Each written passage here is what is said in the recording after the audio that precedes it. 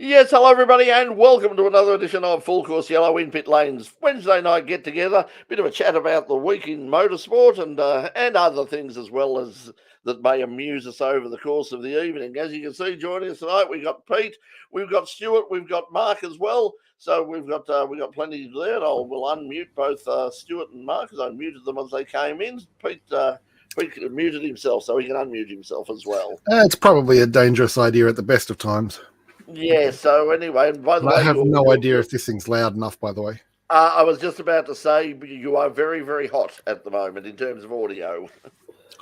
Yeah, so We can do something about that. yep, quite hot.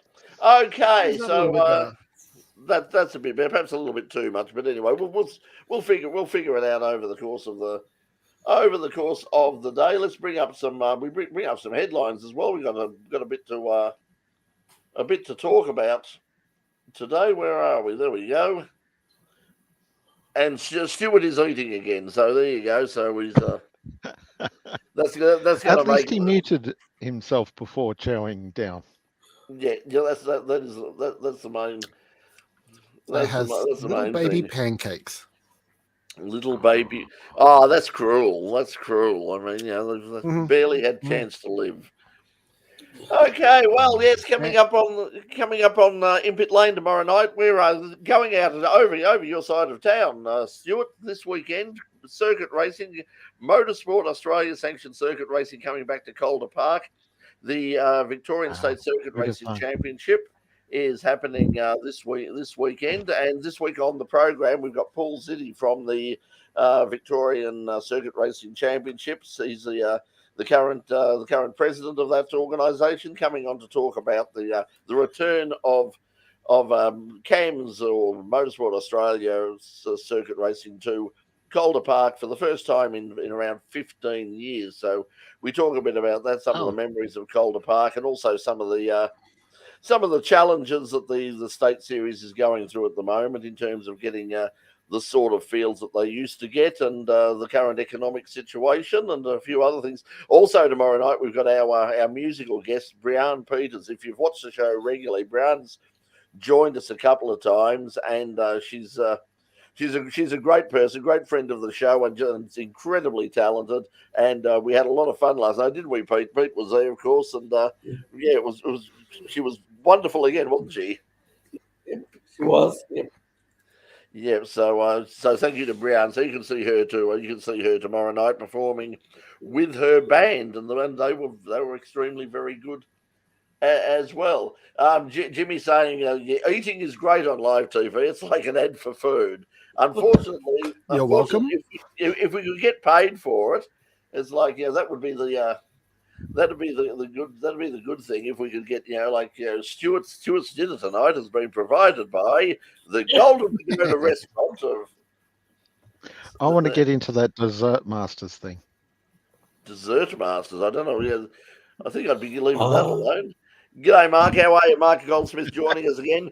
I spoke to Mark the other day. We're packing the gear away in with Mark and his transport. He's heading off to Baskerville sometime next week for the Baskerville Historics. We're going to send over some of our gear across Bass Strait with him and Bill Hemming and the Elephant guys, and so they're going to be at the Baskerville Historic in a couple of weeks' time, as indeed will we, and we're really looking forward to that. And also joining us this week's Box is joining us. If you're joining us, why don't you jump into the chat on Facebook or on YouTube, on the In Pit Lane YouTube channel, and say hello, and we can say hello back and ask us any questions, or if you've got any topics that you would like us to discuss, we shall discuss it. But once again, Doc is not here because he starts very, very early in the morning, and even this incredibly early time of night is way past his bedtime these days. But I understand. Oh, Chris has joined us. Chris's backdrop was with us, but now Chris has joined us as well. G'day, Chris. Hello. Woohoo. So Chris is awesome again. And I believe Dave Stillwell is on the way. He sent a message through before. Yeah. So anyway, so Dave's on the way, we believe. Okay. Well, coming up, as I said, Doc's not with us, but I don't know about anybody else. But I watched the Grand Prix itself on Saturday, and that was a sensible decision, a rare outbreak of common sense in the world of On motor. Saturday? That was a sprint. No, you haven't been keeping up with things. As I said, a rare outbreak of common sense. The Dorna, the people behind the Grand Prix, the MotoGP series, did the very sensible thing. They looked at the weather forecast and said, Saturday's not bad. Sunday is looking terrible. I know. Let's swap them around. Let's put the sprint on Sunday and let's put the Grand Prix on Saturday, and that way we get the main race without any problems. And as it turned out, it was the perfect thing to do, because the sprint, of course, on Sunday and pretty much everything after the Moto3 race was cancelled. So okay, I thought you were talking about Formula One at the Circuit of the Americas. No. We're doing the Australian Grand Prix down at Phillip Island, and once again, it wasn't the rain. The rain, I mean, was as Jack Miller said. Well, we don't have a problem with the rain. We shouldn't have a problem with the rain, but I think everybody knew that there would be a huge problem with the wind down there. And we spoke to Ella McCausland, our guest last week on the show, about that, and she was saying, surprisingly for her, she didn't think that it was on the Oceania Junior Cup bikes. She said she didn't feel it was that much of a problem, but as she said, she's not going at the sorts of speeds that they were going at, and the sorts of speeds that they were going at on the main straight at Phillip Island on the weekend were absolutely astonishing. I think they got up to about 340 kilometres an hour or something, some ridiculous speed on that track and into those conditions. And it turned out to be a great race in the end. Johann Zarco picked up his first MotoGP victory when he passed his teammate Jorge Martin on the very last lap down into what is the corner formerly known as Honda. Turned up and just basically really didn't know what to do for a while. You could see it going through his mind. Do I pass my teammate? Do I pass my teammate? And then eventually, I think he sort of realised, if I don't pass him, someone else will. So he literally had to muscle his way past. It was a bit of a messy transition, but he got in front. But Martin was leading on the last lap, and I think he eventually finished fourth or fifth or something. He fell back his rear tire. The gamble to start the race on a softer compound tire, particularly on the rear, was bad news. Was not a good idea, and he just fell further and further back. And with about 4 laps to go, they caught up with him pretty quickly. And as I said, on the last lap, everybody basically went past him. But anybody else watch it and have a look at it? Anybody else got any comments? I was working. I was at Queensland Raceway, so I've yet to catch up. Too. It was a fabulous race. It started out as being this is not one of the great races, but by the time it finished, it was absolute beauty. Simply because he chose Martin Spokes chose the wrong tire.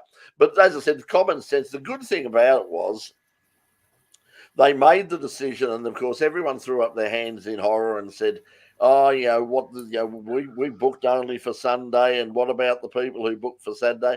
And they did the best they could. They basically said, look, if you're booked for Sunday, come along. It's not a problem. Come on Saturday. You'll get in for nothing on Saturday, basically. But if you've got a grandstand seat and someone else has booked it just for Saturday, then the person who's booked it for Saturday will have priority over you, and you'll just have to be in general admission. So I don't know whether there's going to be a problem. I haven't really heard many complaints at all after it all happened, and especially not from the people who booked to go down on Saturday, because it was a little bit cheaper. They ended up actually seeing the main event, and it was a damn good race to the bargain. So I think everybody did a really good job out of it, and it was a bit of common sense for a change. Well, look, if they changed it because they knew it was going to suck on the Sunday for the weather, then it's probably the right reason, because it would have been unsafe to race. I mean, that track, as you just said, is extremely fast. It's fast through the corners. You mess up there. The one good thing about Phillip Island, well, besides the fact that it's gorgeous, is there's plenty of runoff. You can slide in your leathers across the grass.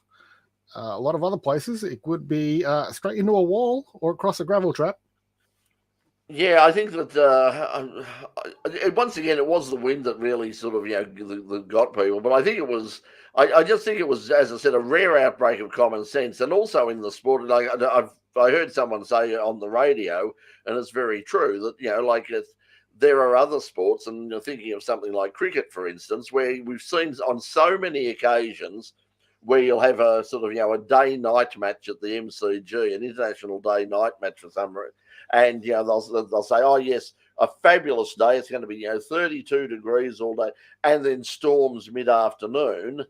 And it's like, well, if you just you've known that for the past 3 or 4 days or something, why don't you just say, okay, look, and because of the likelihood of it of it raining and it's not being able to complete both innings successfully, we're going to we're going to start the match at 10 a.m. rather than at 2 p.m. or something, and and hopefully get most of a main game in. But they never do that. And then you have the really stupid things where they'll lose a whole morning session and then say, okay, the umpires have decided that the pitch is okay for play now, so we're going to take an hour's break for lunch, and when we'll come back, we'll start because we must have lunch.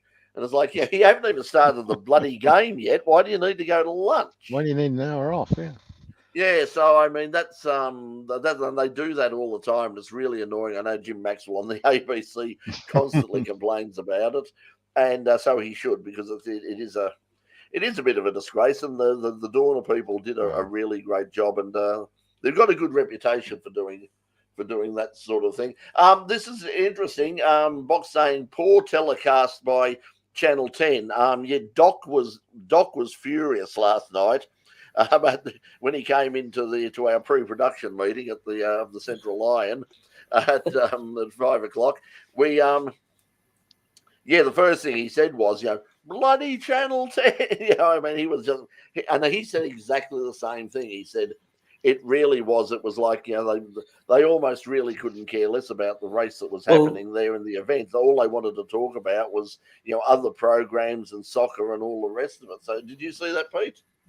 Yeah, I flicked over between KO and them, and they call it a sport weekend rather than the MotoGP. They call it sport weekend, and every time I flicked over, they had people on a couch, just talking. Yeah.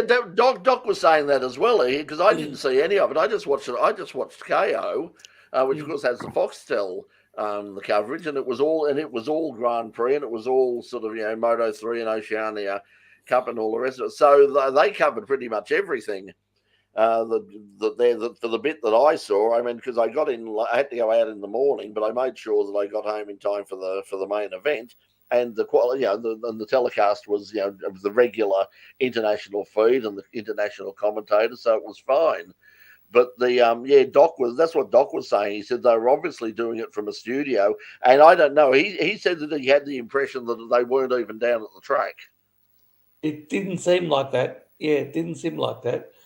But the fact that they called it, like even Channel 7, when they have motorsport free to air, they call it what it is. But whereas Channel 10 called it, sport weekend rather than the MotoGP weekend, and just treated it with total contempt, I thought. I guess what they're trying to do is doing the old Channel 9 trick of doing like Wide World of Sports or Sports Sunday or whatever, and they would cross to whatever live thing that they were doing in the middle of the show. Well, that was used classic, to do that too as well. Yeah, that was the classic. The problem BBC thing. It was always the BBC World of Sport was always, if you have a look at all the old Grand Prix from the 70s and that sort of time, and the British Touring Car Championship, any motorsport, rallycross, all the things, it was part of this this grand this whole like wide world of sport. It's like they come back and they say yes, and as we've got a bit of a downturn at the moment, the cars have got a break because of the weather conditions. So let's go over to the 10-pin bowling. And but why World of Sport suffered from the same problem as the cartoons that Channel 9 used to have on in the morning? When Kerry wanted to watch his gallops, Kerry watched his gallops. Exactly. Yes. Brett Snoding, he knows exactly who I'm talking about. It was Kerry Packer's television station, and he had them cover what he wanted, regardless of what was on air on the schedule. But on the couch, or what not to cover in the famous instance of former Channel 7 motorsport commentator Doug Mulray. Yes. But on the couch, they were just talking about MotoGP and Grand Prix racing rather than crossing to the races. It was just... Yeah, it's interesting to know there may have been sort of contractual reasons for that, because as I said to Doc, the only reason that the MotoGP, or in fact the Formula One GP, is on 10 at all is obviously because it is on the anti-siphoning list. If it wasn't on there, I mean, then Foxtel would just take the lot. Now, the interesting thing is that the new owners, or the most recent owners of Channel 10, which is Paramount and CBS in the United States, don't seem to have a particular fondness for sport at all. We've got the situation where, of course, Channel 10 has the rights to the Melbourne Cup and the Spring Racing Carnival, and they're already saying they may not televise all of the Spring Racing Carnival. And then, of course, when the rights came round, this is their last year of their rights. And when the time came to renegotiate the rights, Channel 10 said, "No, thanks, not interested. Don't want it." And so the interesting thing now is, and this is how things have changed with both television, but also with the Melbourne Cup, is they couldn't sell the rights to the Melbourne Cup for any sort of money. In the end, the Victorian TAB now own the television rights for the Melbourne Cup. And one of the things that Channel 10 were annoyed about was that because when they had to negotiate with the TAB basically said, we want you to cover the Melbourne Cup, we want you to cover the Spring Racing Carnival, but you're covering the Spring Racing Carnival. You're not covering the new series of I'm a Celebrity, Get Me Out of Here. You're not covering, we're not interested in the actors and the fashions on the field. We want you to cover the races. And Channel 10 said, well, in that case, we won't bother. And Dave Stillwell is joined. Someone else also eating is Dave Stillwell, of course. But he's been running around in the rain and the hail. I think it was rain. There was rain and hail out here a few moments ago. Anyway, I don't know what it's like where you are in the green leafy suburbs, Dave. But out here beyond the suburban curtain, it's hell out here. It's terrible. Well, to be fair, Brett, didn't Jeff Kennett once famously say that south of the Yarra there's only two suburbs? North of Dandenong Highway is Toorak, and south of Dandenong Highway is Brighton. Yeah, it's pretty much so. It's like Sydney or the bush. People. One of the a television industry, and Stuart may be subscribed to it as well. A television industry crew page on Facebook, when they look at people looking for crew in television production crew. It's become a running gag now that if they don't say specifically where the job is, it's in Sydney. Because I just say, hey, we've got a job tomorrow. And it's like, where is it? And it's like, it's Sydney. Where else would it be? And it's like, could be in Melbourne. Oh, yeah, okay, whatever. No, I get that quite a lot on, I'm a member of a couple of international car pages. And, because the vast volume of English-speaking automotive enthusiasts are based in the US, it's now become, something of a running, feedback from, I'm in a Volvo C30 group, the British and the Europeans and the Australians just going, oh, yeah, where do you need help? Oh, I'm in Maryland. It's like, okay, cool. You get different cars than what we do. So. Yeah. So as Paul Keating used to say, he said, there's one city in Australia, it's called Sydney. He said everything else is suburbs.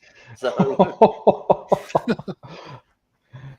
Anyway, what have I missed so far, chaps, other than what I'm sure was a very robust discussion about something that I'm not familiar with? Well, you mean motorcycles? We've just been talking about the MotoGP actually, and the very good decision to switch over. Now, as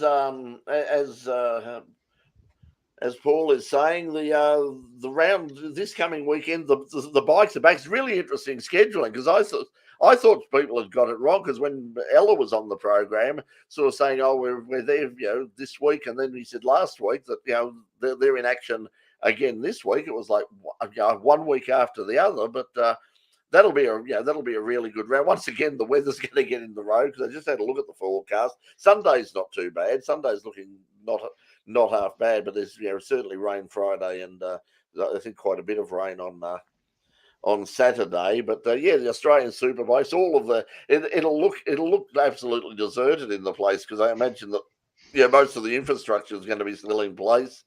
All the marquees, all the grandstands. Some of them I'm sure have been at least partially or wholly dismantled. But massive event for MotoGP and the Australian Grand Prix Corporation at the island. Really great decision to have a look at what the weather was going to be like in 2 days' time and go, gee, we should probably put the big main event race on when it's nice and sunny. And didn't that reward everyone with an amazing 25-something lap finale to the action on Saturday? Yeah, so what was your take on it, Dave? We spoke about the race a little bit, but it started out as being, like Martin's going to sort of run away with this, and it's not the most exciting of races. And the last few laps, and especially the last lap. Well, so working in race control, I had access to the Dorna World feed constantly coming through the monitors, and I was trying to figure out from my point of view because they list the tyre choice that the riders make. And I couldn't figure out what tyres were on the front and which tyres were on the rear. And then I finally got a bit closer and realised, pretty much every rider's chosen a hard tyre for their front. But Martin was one of the very few to choose to run a soft tyre on the rear. Now, he used that to great advantage, opened up a gap, and then, as we've often seen in, say, some of the mixed tyre racing we used to see in supercars, really worked at maintaining that gap and not overstressing the bike. But just, if the race had run 2 laps shorter, he'd have been home free, but he just didn't quite have enough left. And his teammate, Johan Zarco, was like, as much as I might want to help you win the championship, if there's a race going, I'm going for it. Yeah, as I said, you could almost see the process going through his mind when he went round the outside. It was like, I'm sorry, Jorge, but I've got to, otherwise, because if it's not me, it's going to be them. So just au revoir, monsieur. But it was a very, very popular win as well. I mean, obviously, but there were so many people at the track and a lot of his fellow riders, all that, who were just absolutely delighted for it because, of course, he's in the position now that he doesn't know what his future is next year because he's, of course, on the team and the bike that Marc Marquez is going to jump on to. So it looks like he was sort of the favourite to lose that particular ride. This will certainly help. This will certainly help a lot in either keeping a ride alongside Marquez or jumping on another bike, perhaps even swapping over, and he might end up on the Honda if in fact he's that desperate. Because once again, Honda are they're not doing well at the moment. Well, how's this for a parallel? Is perhaps seeing Zarco just going straight for the win to try to secure themselves a better position for next year, and not caring about helping their teammate win a championship. Could we potentially see a parallel of that with Will Brown and Brody Kostecki at Erebus Motorsport? Was it Coca-Cola Racing by Erebus? If Will Brown's got a sniff of a win and can put some more points in his bag, and potentially, if Shane Van Gisbergen gets a couple more points back on Brody in the first race of the weekend and a couple of points back in the second race of the weekend, it all comes down to play for in Adelaide. I was watching the live points table in the championship for the MotoGP, and I'm just sitting there going, it's going to get better, or it's going to get worse. And then that last lap was just like, Well, I guess a Ducati's still going to win it. Yeah, that's it. I mean, the Ducatis are just so far in advance of everybody at the moment.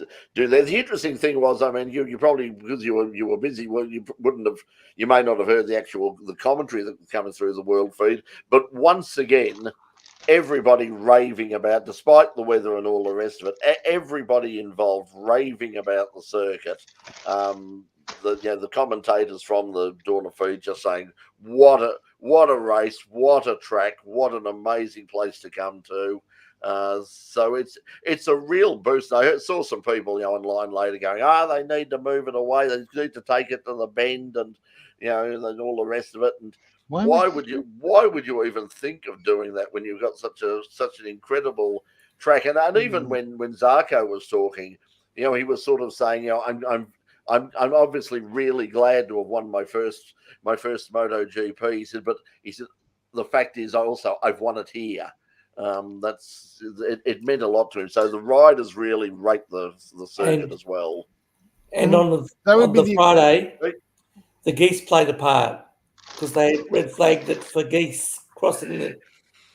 Yeah, that freaks you out when you see that. I mean, bikes going down, the geese could not care less. They just, they have zero fear of anything, and they're just used to it now.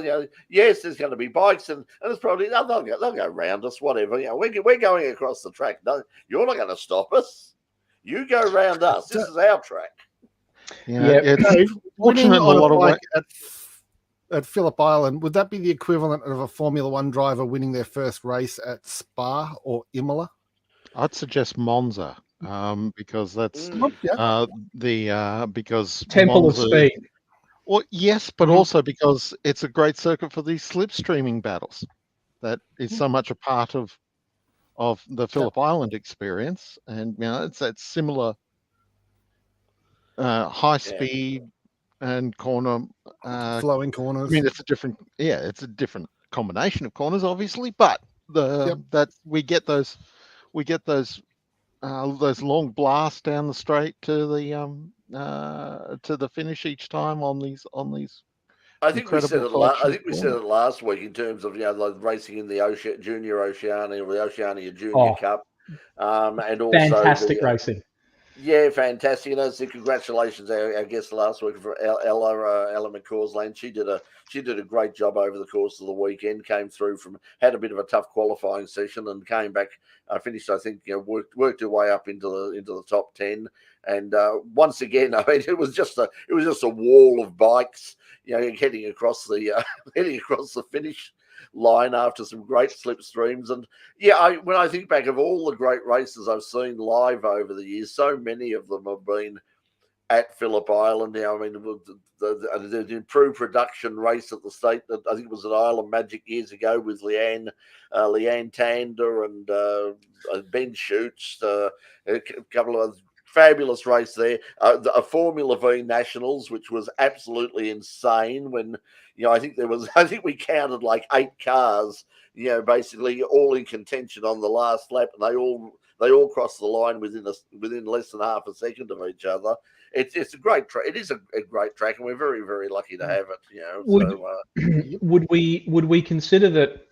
Motorsport Australia has been very proactive in trying to secure federal and state government support for their proposed mega complex in Avalon, a centre for excellence for motorsport, and a future long-term replacement for Sandown and any other circuit that the opportunities that might offer. But would we consider that, instead of maybe spending $100 million on a megaplex, we maybe spend $50 million on a megaplex, and we spend $5 or $10 million at Phillip Island to give it a whole new pit building so that it works for both bikes and cars, and reinvests in some fan infrastructure? We maybe spend $5 or $10 million on some infrastructure at Calder Park. I'd probably spend more at Phillip Island. Spend more than that. Phillip Island deserves but it needs an upgrade to the road across the island. That's probably one thing, because I know that was the thing, because everyone says, why don't the supercars race at Phillip Island. That's one of the reasons, because I had this conversation years ago at the island when they were racing there with Tony Cochran, and he said, look, if they could just pick this track up, he said, and deliver it, as he said, to somewhere sensible, he said this would be fantastic. But he hated the place because he said it's a bloody mile.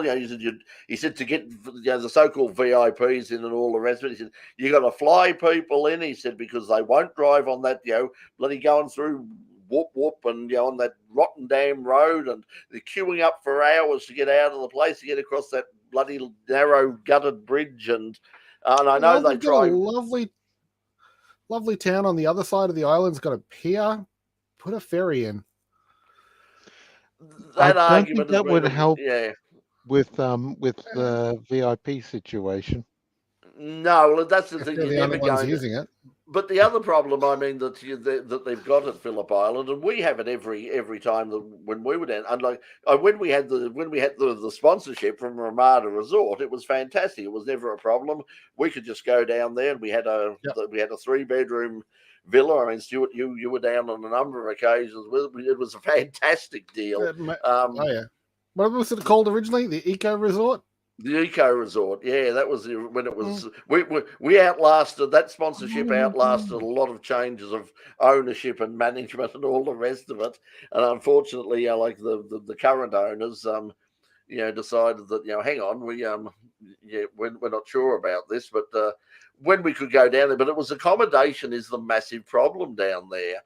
It's not just the fact that there's your options are limited. It's this is one of the things that that Tony was saying, that there was nowhere of that sort of 5-star accommodation that they were requiring. And because at the time, if you remember, Lindsay Fox was talking about building a golf course and a sort of a 5-star resort hotel down at the bottom of the track, down around the Southern Loop area, and that got knocked on the head by the local council.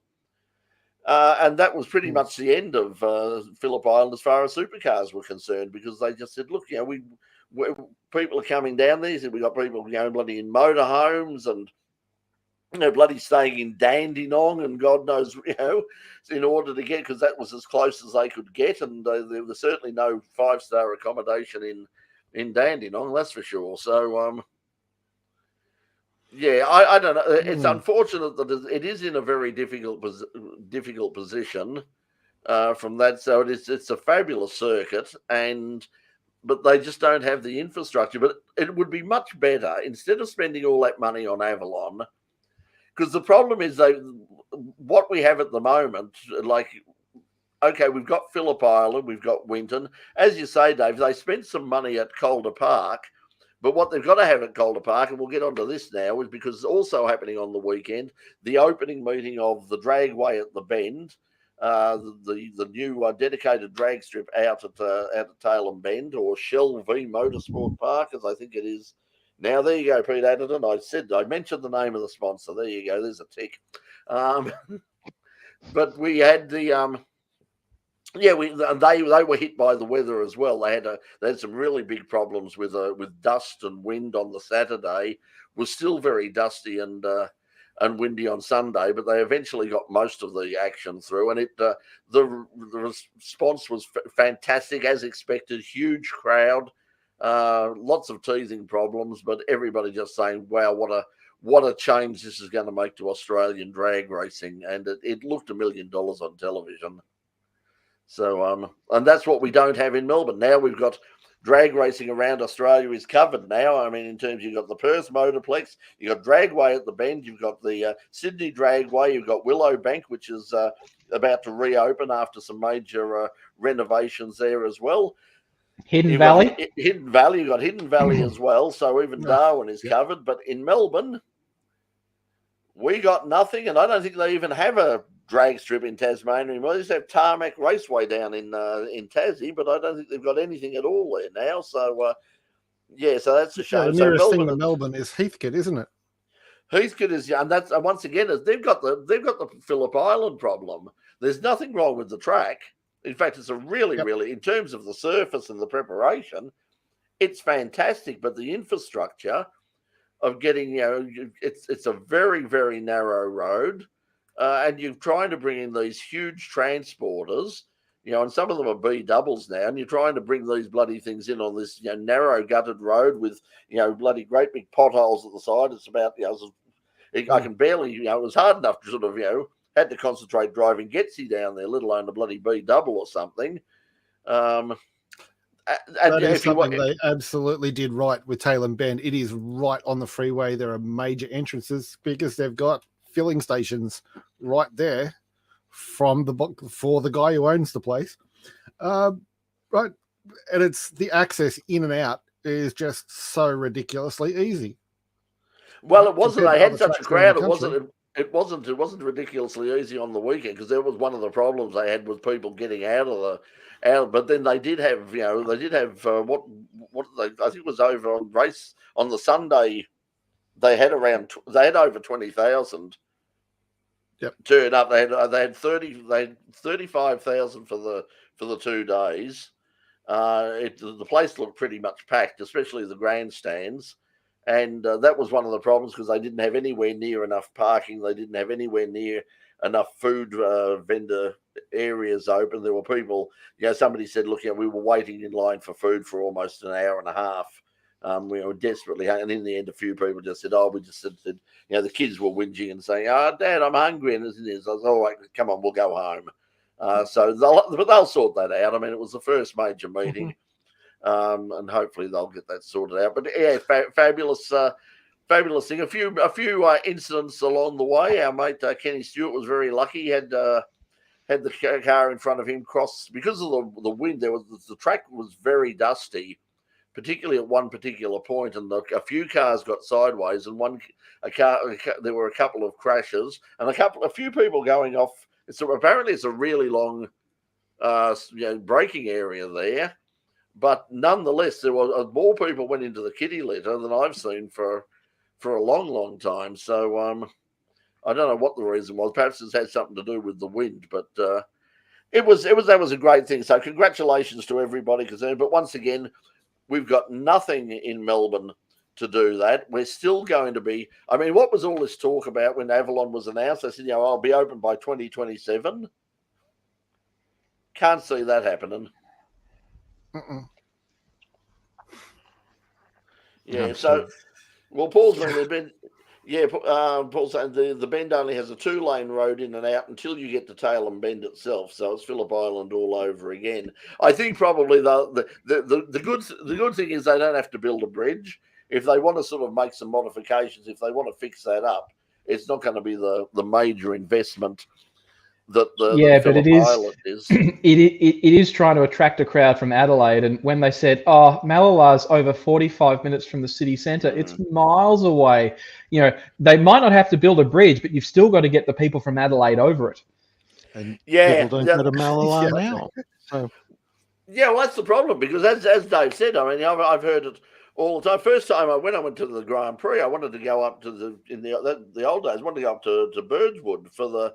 And I said to someone that I was talking to, I said, I've got a day off. I wouldn't mind going up to Birdswood. And he said, mate, he said, it's miles away. He said, it's out the other. You got to go over the bloody hills. And it's like, I went, I won't bother then. Then I found out it's about a bit over half an hour's drive or something. But it's like, perspective. Yeah, it is.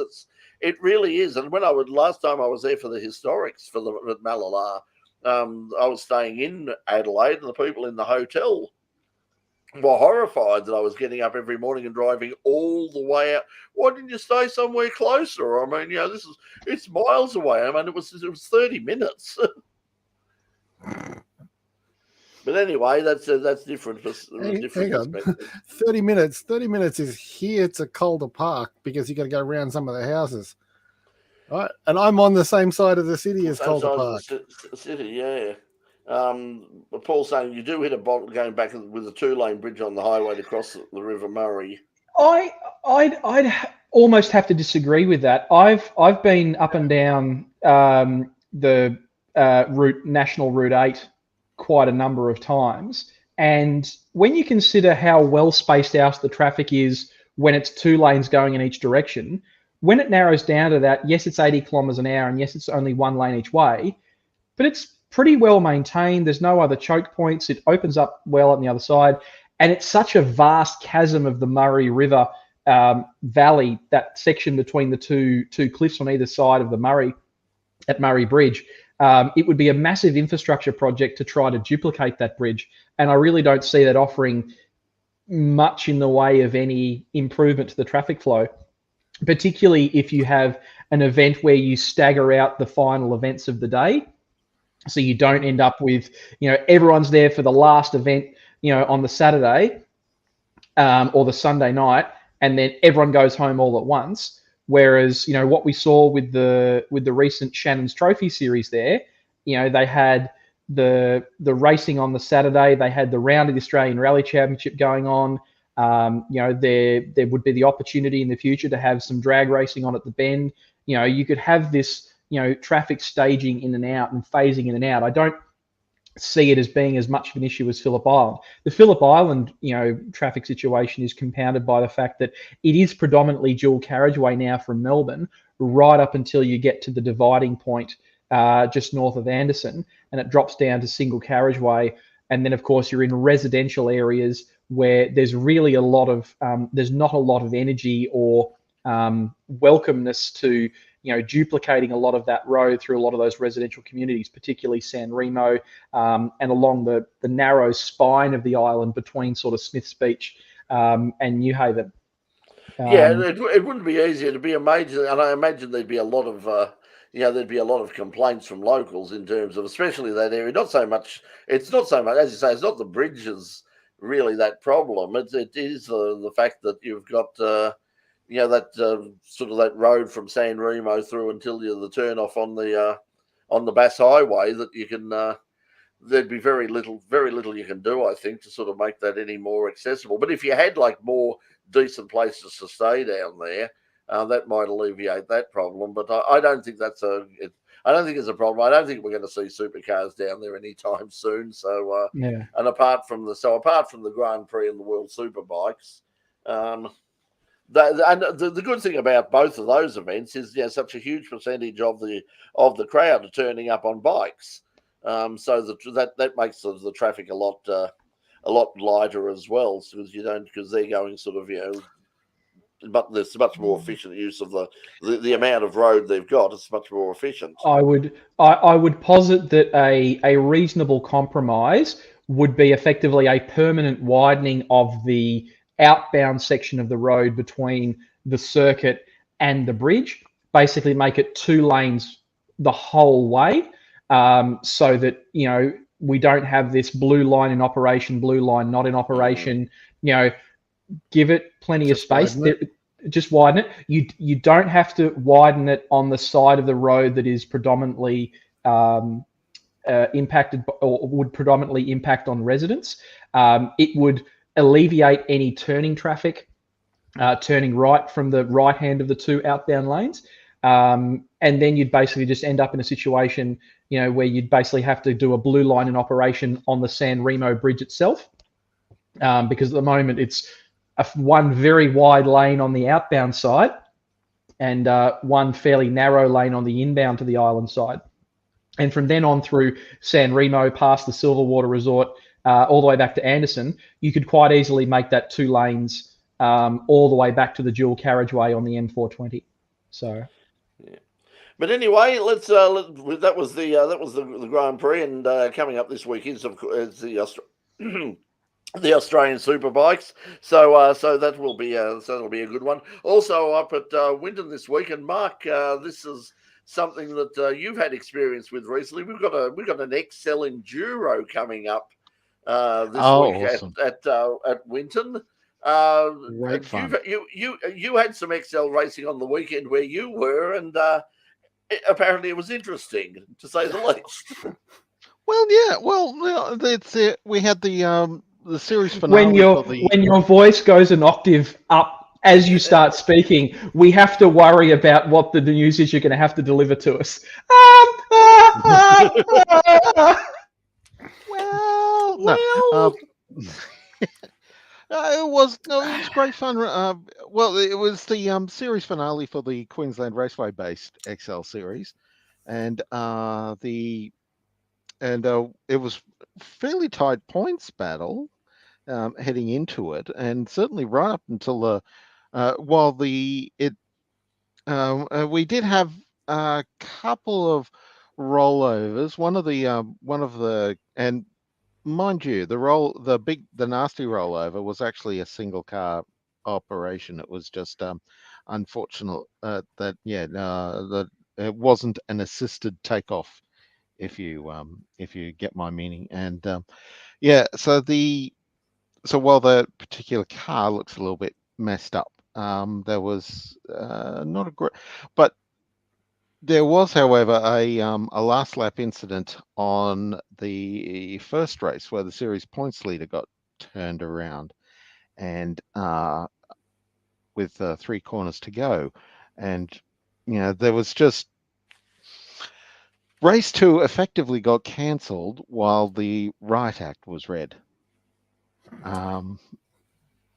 So there were but we got back into the swing of things for race 3, and then we had the aforementioned points leader who got turned around, referred to Jack Wood, and Jack then climbed from the rear of grid to finish 3rd place and to secure the championship in. That's a hell of an effort in an XL. Exactly, yeah, and they're not small grids either. I mean, we had 26. Which is perhaps slightly down, but nonetheless, it's a pretty quality grid. So Wood did an amazing job, and his teammate and cousin, teenage racer Alice Buckley, picked up 3rd in the points with the result of the final race, the 4th race, and we had a fantastic scrap between just about everybody who was serious in the points, and some. We had a new race winner in young Matt Boylett. Tyler Collins, who's leading the national XL series, wrapped up 2nd in the Track Attack XL Cup, EFS 4x4 accessories, sponsor ting. We had a great. The XLs were great. Supercarts had a great grid there as well on the day, and unfortunately, QR Sports and Sedans had 3 cars. One of them was a TA2, so there was only 2 cars that were really having any kind of a fight with each other. But the XLs made up for everything else. I mean, sure, there were dramas, but I do love XL Cup racing. It's and enduros are just brilliant to watch. I've never like we've been doing the XL racing thing in Queensland a little bit longer than most states, and I've never been to a dull enduro.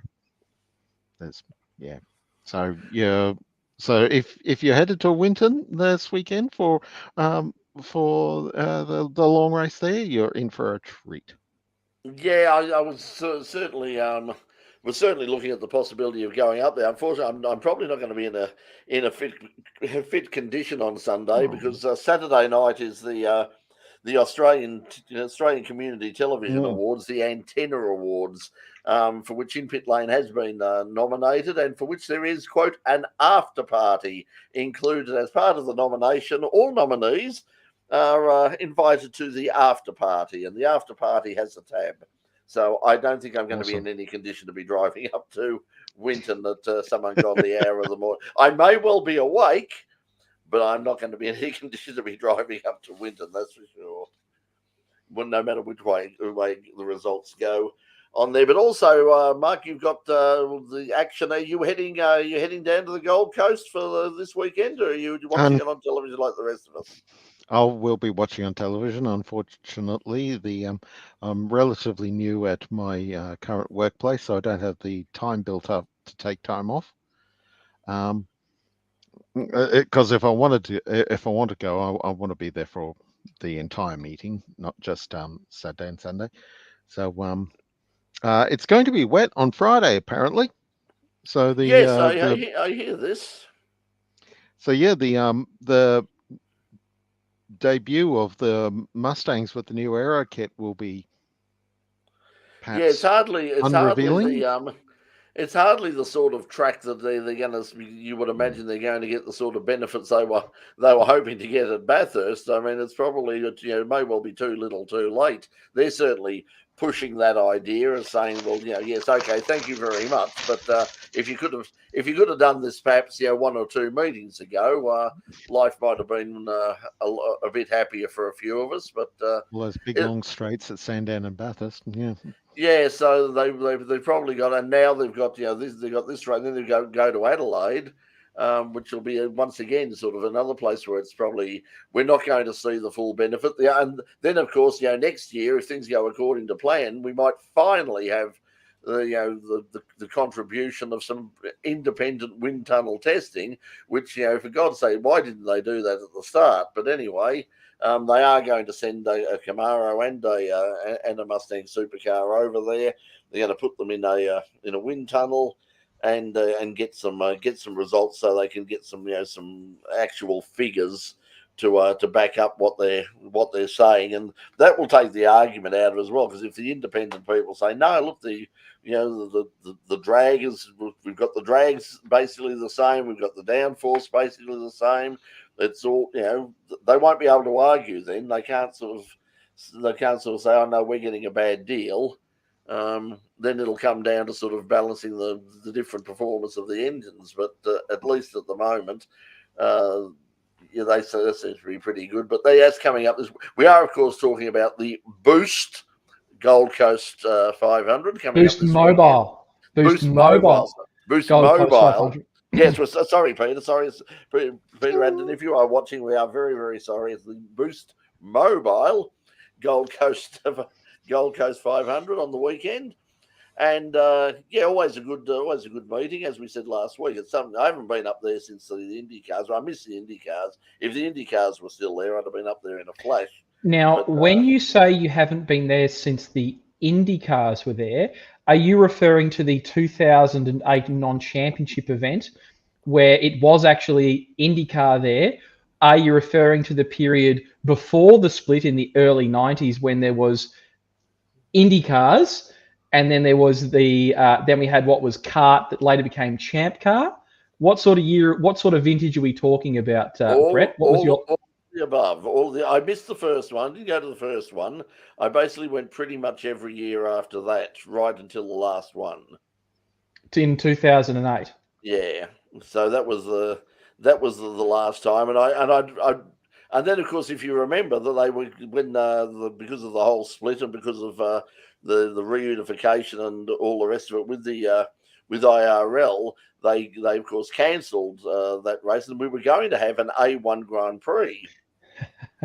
The 2009 event that very quickly became the Gold Coast 600 with 4 150-kilometre races at short notice for supercars. Yes, and was sponsored by by yet another strange energy drink company who sort of popped out and no one had ever heard of them before and no one ever heard of them again. Since.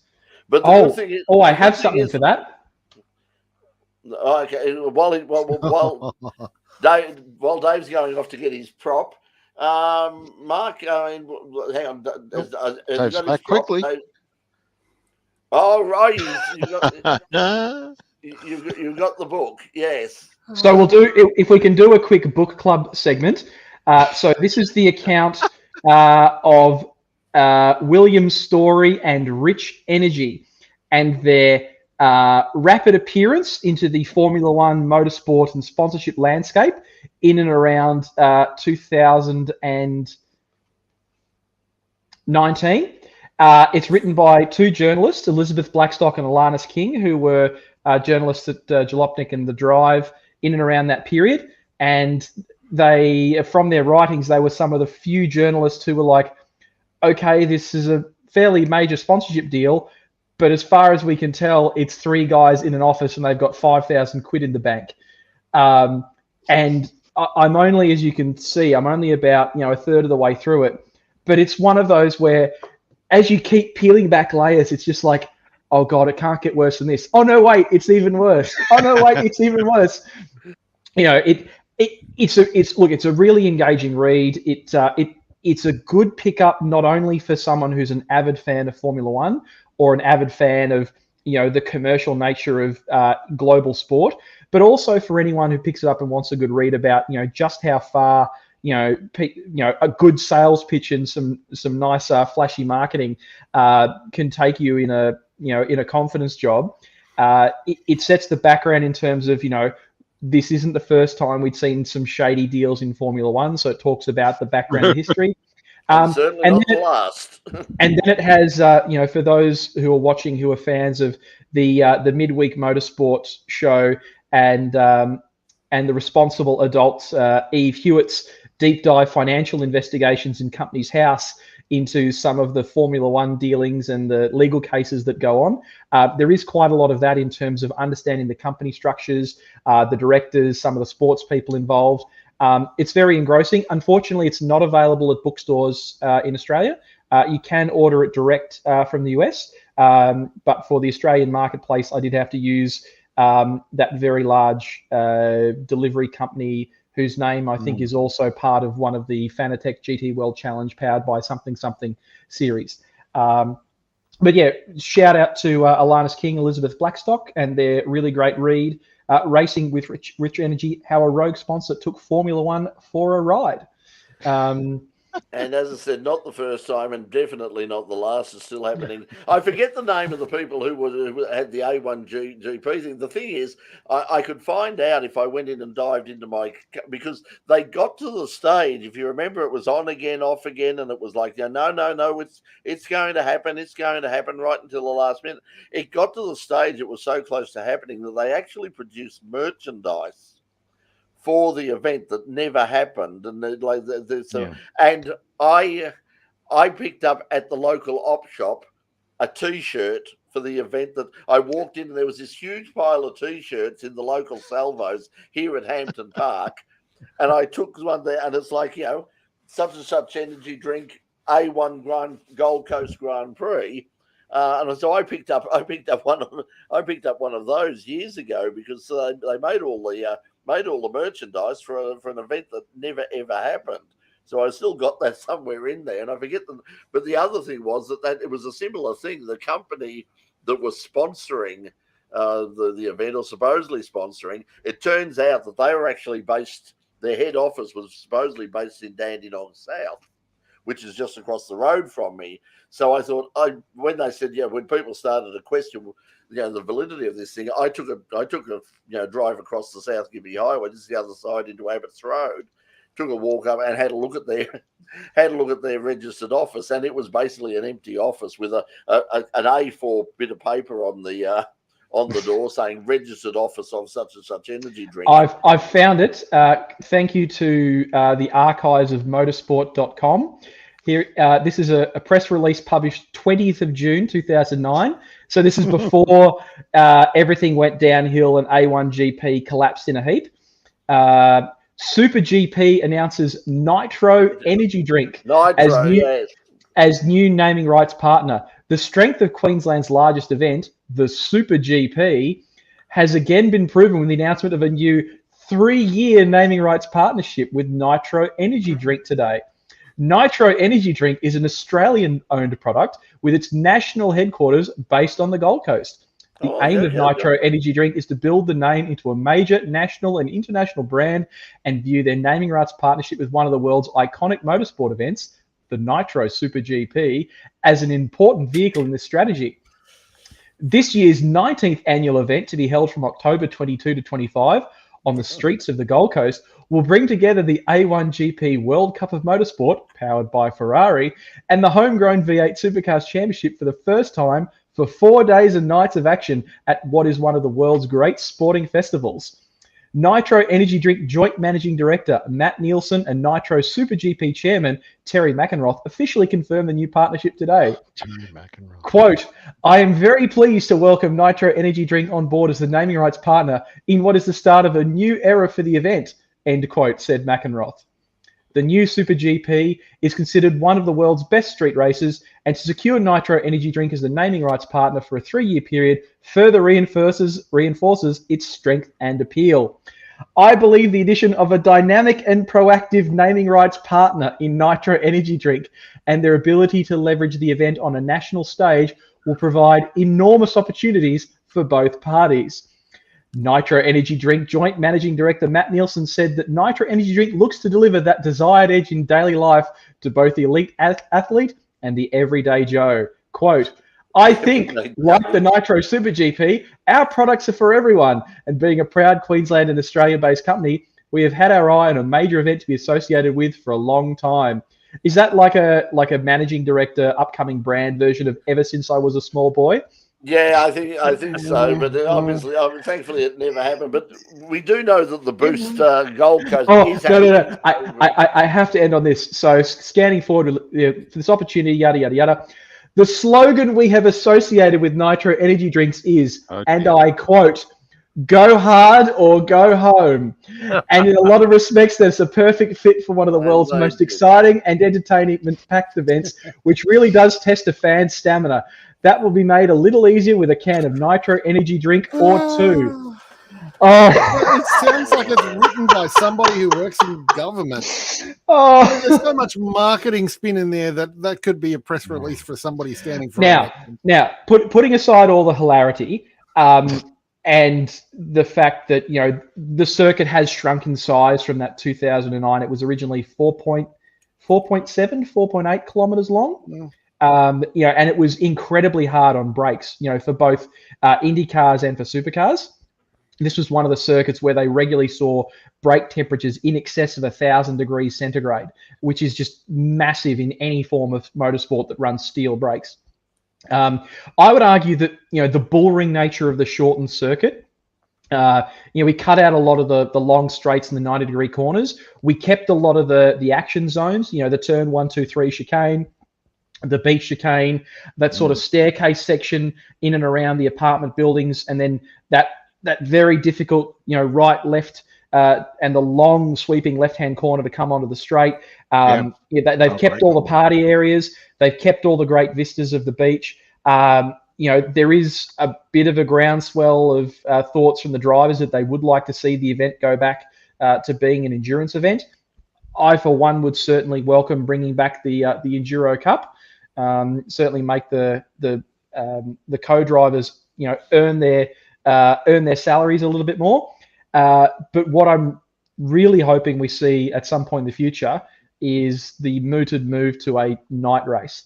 Because if you think Surfers Paradise looks good in the daytime, once it's all lit up with the Ferris wheels and the neon and the waves coming in and the parties on the beach, it looks absolutely epic at night.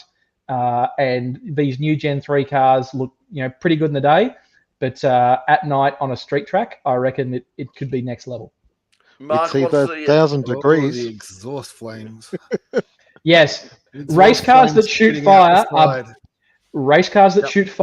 better than race cars that don't shoot fire, but they are both better than race cars that are on fire. Speaking of race cars on fire, I don't know if you certainly got it on the the ticker at the moment from the people who brought you the cancelled World Rallycross round just recently, where a couple of all electric Lancia Rallycross cars decided to literally have a meltdown. The second day of pre-season testing for the Formula E Championship at Jerez was cancelled after one of the cars caught fire and caused considerable damage to the pit building there. So, sorry, just to wind back a sec. Are you saying that an Italian motorsport vehicle caught fire? I'm shocked. Yes, well, whatever this one. So this is the second sort of major incident involving. Now the FIA have said that they'll launch, of course, a full investigation into it. They've put a fabulous spin on it. They've said that in light of this recent incident and the incident at the Rallycross, this is one of the exciting things about having all electric racing, because we are finding breakthrough ways to tackle the problems of electric car battery, electric vehicle battery fires and thermal runaways. So because that's the problem at the moment, when these things catch fire, they're damn near impossible to put out. Well, that's the way that you market it to the traditional motorsport enthusiast. You're used to internal combustion engines. Now experience external combustion engines. Yes, and all of the lovely. Didn't we have that in the steam era? That's external combustion. So. Oh look, there we go. Yeah, this is what Jerez, apparently. Yes, hang on a second. I'll just shoot that up to the full. There it is. Yikes! Yeah, see, it takes a lot to get an EV on fire, but once it's on fire, it also takes a heck of a lot to get it out or to put the fire out, and for it to stay out, because that's one of the problems that they had the Fremantle Harbour, the car carrier that caught fire recently. They eventually, after many weeks, got the fires out. And then when they got back back to shore, which was very lucky that they didn't lose the whole damn thing. They had the thing where they were unloading what was left of the cars off the bloody thing. As soon as they we're putting them in a wet tank. Well, that's it. Now, what they've come up with, and have a look. John Cardogan has had a whole series on his channel. On the YouTube channel about how they're sort of dealing with these things, and what a company in Denmark has come up with. These were people who were involved in the fishing industry, and would basically because of course when they catch the fish in the thing, they snap freeze them straight away. And somebody went, why don't we use the technology that we use to snap freeze the fish and use it for putting out these fires? Because one, it's super cold, and the reason it's super cold is that it is very, very heavily salted water. And the side benefit of it being very heavily salted water is that it not only cools the fire down, but it also takes away the energy a lot faster than just regular water does. And so the energy level goes down and it runs out of energy and eventually puts out the fire in about a quarter of the time that it would normally take. But the technology is pretty expensive and very, very large as well. And that's what they're looking at now, is how do we get this into a form where we can roll it out? Like in situations like underground car parks, because that's the situation now. Imagine being somewhere like Hamer Hall and the Victorian Arts Centre, under the art gallery, or a multi-story car park, and you have what happened at Luton Airport just recently. This thing, and they're still arguing about that. They're saying no, it was a diesel. Have a look at that footage. That was not a diesel fire. So, but anyway. But yeah, so as Paul said, when a lithium battery goes in the thermal runaway, it generates its own heat and oxygen. It essentially becomes like an oxyacetylene torch, and that's the thing. When you have a look at the thing that came out of Luton Airport, was it started to, the thing started to, it was spitting out flames, and it was like, there's no way that is a diesel. Now, diesel is actually quite hard to set on fire. This was like looking at the color of the flame. Brett, looking at the color of the flames, it set something diesel on fire, but whether it started that way is a different matter. Yeah. I've never seen the color diesel. of the flames, the color of the smoke. Yeah, afterwards. Yeah, I think it looks. When you're looking at a car park and the whole car park is on fire, there's going to be some diesel cars in there. Yeah, but they've also arrested somebody for it, so that's not. Oh, okay. I didn't know. I didn't know that. That's obviously just happened because I was reading something about it last night and there was no mention of that, so I'll have to check that up. Just see going through at the moment. We'll wrap this up in a second. We've been going on for way too long at the moment, so we didn't talk about Formula One at all. No, we haven't. Well, let's get on to it, because Max Verstappen won. Yep, there's Formula One covered. Formula One covered, and with that was Pete. What did you think? I mean, I only saw, because of the time difference, I only saw the highlights. I wasn't getting up at that hour. I take it you were up at that hour in the morning. have a look at it. What did you think about it, and what do you think of Max's comments that the Circuit of the Americas is better suited to rally cars than it is to Formula One? It was bumpy. It was bumpier than other circuits this year, and aside from porpoising last year, it was bumpier. But there were a lot of overtaking moves. Aside from Max running away with it, there were a lot of overtaking moves. Hang on, Peter. He didn't really run away with it. I mean, they were all in sight of each other for the podium at the finish. I mean, it's probably one of the closest finishes we've had in quite some time. Yeah, he was having braking problems, but he was in the lead for pretty much all of it. And he started from sixth, wasn't it? I mean, he came. He started from sixth, So there was some passing for a start. So he did very well. And then, of course, straight after the race, we saw Lewis Hamilton crossing the line in second place, and I think that there was a false hope that Lewis might catch up. Yeah, Mercedes kind of shot themselves in the foot with their tactics in that one. Well, they shot themselves in the foot as well, in that the car was apparently too low and the plank wore out, which is. Do we think that's a suitable? Both Hamilton and Charles Leclerc both got disqualified as a result of the plank. Do we think that's a bit rough on? No, the rule for the plank's been there for what, a decade? It's over a decade now. Yeah, definitely more. The rule about the plank has been in there since even before Ayrton Senna. Yeah. Yes. So it came in basically when I think when they banned. So they know about it. If they break it now, it's their own fault. But they've been really strict on it since these current rules. They probably should have checked every car. Maybe they did. I don't know. No. But they probably should have checked every car. They checked 4 cars, I believe. And that's the nature of scrutineering, is that if you were going to check every car and every item on the scrutineering list, the cars would be in parc fermé for a week. And this is not the Le Mans 24-hour where we wait weeks, months for the results to be made official. The cars are in parc fermé for a couple of hours.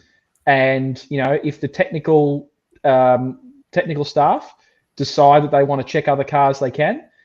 At the end of the day, the whole point of the random selection and the random items that can be checked is designed to make sure that the teams focus on ensuring their cars are in full compliance with the regulations in every aspect at all times. Yeah, but before we go there, so they're racing again this week in Mexico. So another early morning. If you want to watch that, it'll be interesting to see what sort of performance Sergio Perez puts in again, because once again this was the opportunity. It should have been a really good opportunity for him to have a good finish and try and get that 1-2 that Red Bull so desperately wants. But once again, he was a little disappointing in terms of that, because it's clearly the best car out there at the moment. And he's not at least we know it is in the hands of Max, but not so much with Sergio. But he'll have plenty of motivation. He'll have a huge amount of support this weekend. So it's always like an interesting race, because the crowd go crazy when Sergio's there. So that'll be fun, and that'll be fun and games. And also, we mentioned it before we actually came on, and you can see it in the lower third, Mark's lower third there.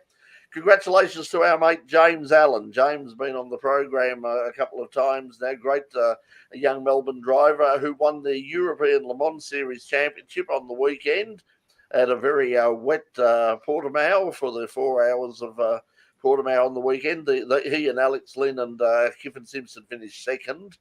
But it was enough to get them enough to win them the title for the European Le Mans Series. And as I was saying before we came on air, Mark, I don't know what more this guy has to do to get sort of recognition and to have his name associated with the hypercar drive. He's won Daytona, he's won Le Mans, he's won Spa, he's won the European Le Mans Championship. I think didn't he win at Monza as well? That sounds familiar. I would have to look it up. I'm not sure about that, but that rings a bell as well. But either way, he's had an incredibly successful year. And he's had some great drives. The drive at Daytona was sensational. The Spa drive was great. He set fastest, set a couple of pole positions, including for the race on Friday. Also because it was sort of a double header on the weekend. You never hear him being talked about as being sort of a potential driver for one of the hypercars. And there's so many of them out there. You'd think at some stage somebody might say, "Hey, we'll have a look at this guy." But yeah, great work by James. And I guess in some respects, he's perhaps in one of the unfashionable teams in there. Like he's competing against teams like Walkinshaw Andretti. So, sorry, not Walkinshaw Andretti. Andretti. United, yeah. Yeah, Andretti. And United. Sorry, United Autosport. United Autosport, yeah, and AF Corsa and all of those. Some of the. But they've won the championship. Algarve Pro Racing have got up there and they've won the championship, and they won the Pro-Am class at Le Mans, and they won Daytona. So the guy can't do any more than he's doing. And yet, I don't know what his future. I mean, hopefully, I don't know when he's coming back to Australia. I'll have to get in touch with James and see if he's in, because if he's in before the end of November, we'll try and get him back in on the program, because he has joined us before in the studio in Pit Lane. But congratulations to him. I know the family have worked really hard to make that happen. Okay, I think we better move ourselves out of here, guys. Bearing in mind that Australia are going to chase down the total from the Netherlands and colder this weekend from Stilly. So we see that. Yes, we're going. That's happening. Is that on Sunday? On Saturday and Sunday. So qualifying on Saturday morning, racing from lunchtime on Saturday. $5 to get in, or $10 for a car load. Children under the age of 16 free. What a great way to get in touch with the best kept secret in motor racing. Huge variety of categories, a number of whose Motorsport Australia State Championships go down to the wire this weekend. The return of Motorsport Australia's sanctioned circuit racing to the circuit for the first time in almost 20 years.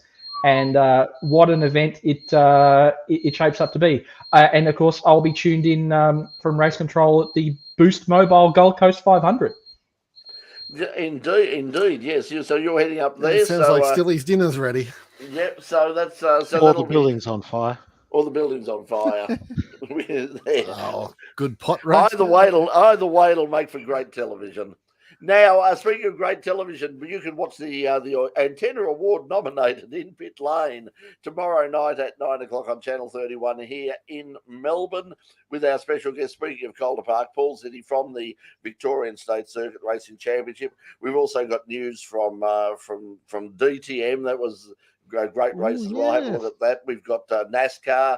We've also got, of course, James Allen. We've got footage and some highlights from James Allen and the European Le Mans Series. It's enormous. Oh, you've got to see the ELMS race. The grid is enormous particularly with the racing's been fantastic. Your last chance to see FIA GTE cars.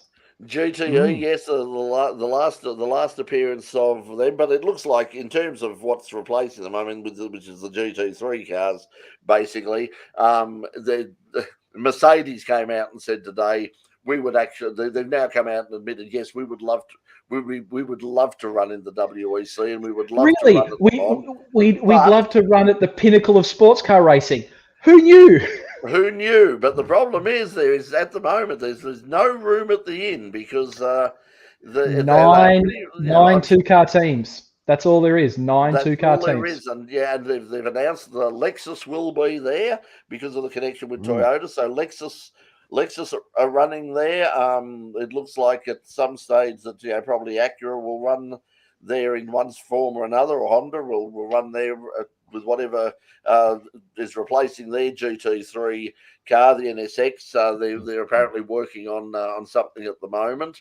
They're actually saying that like the Super GT replacement for the NSX, which is actually a Civic, they're saying that the GT3 car might actually be a Civic as well, which is interesting.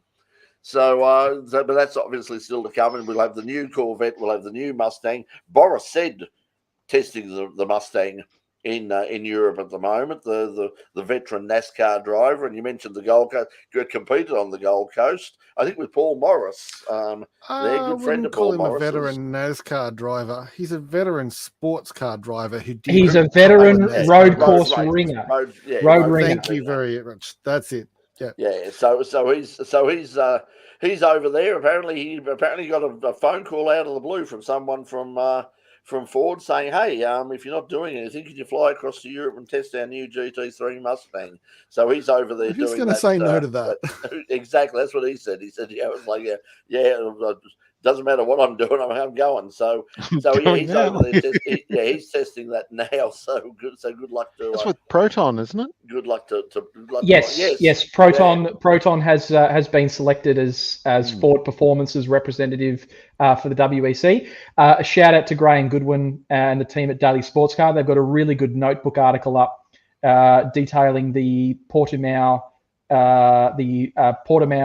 WEC tyre test. So they 7 of the expected 9 LMGT3 manufacturers present, along with a couple of other. There's the McLaren, the Ecotys ASP, confirmed they're moving to Lexus. United Autosports rolling out their McLaren 720S GT3s. Proton testing the Mustang GT3. Heart of Racing testing the 2024 specs, so the Evolution specification of the Aston Martin AMR Vantage GT3, and that's running in a really cool test camouflage livery. Audi Sport Customer Racing there, testing an Audi R8. So while they might not get a berth in the WEC, they might get an entry for Le Mans. And of course, this is all about getting ready to introduce the cars into the European Le Mans series in effectively WEC BOP spec. BMW, Lamborghini, AF Corsa with the Ferrari 296 as well. So a massive shift change in the WEC and the ACO. And the good thing is all those newly homologated GT3 cars will unfortunately not be here for next year's Bathurst 12 Hour, but will almost certainly be here for the 2025 edition of the Bathurst 12 Hour. And I can't wait. Imagine, the Corvettes and the Mustangs and the new the Evo of the Aston Martin and all that just running around Mount Panorama and those sorts of numbers would be absolutely incredible. So looking forward to that. Okay, guys, we better take off now. Because as Box is saying, look forward to the Taco and Tequila Grand Prix on Monday morning. Well, 7 a.m. So that's not too bad. I might even drag myself, depending on how hungover I am from the from the Antenna Awards. By the way, if you are in Melbourne or South Australia, the Antenna Awards are live from the Edge Theatre at Federation Square in Melbourne at 8:30 Melbourne time on Saturday night. So tune in and cheer us on, and who knows, if we're very lucky, we might get we won't. But anyway, cheer us on anyway. And the main thing is, all I know is that at some stage at the end of the night there is an after party, and if you want me to turn up anywhere, just mention the word after party, and I'm your man. Okay, everyone, we'll see you next week, and we'll see you tomorrow night at 9 o'clock on Channel 31 for In Pit Lane. We'll catch you later. Thanks a lot. Bye everyone.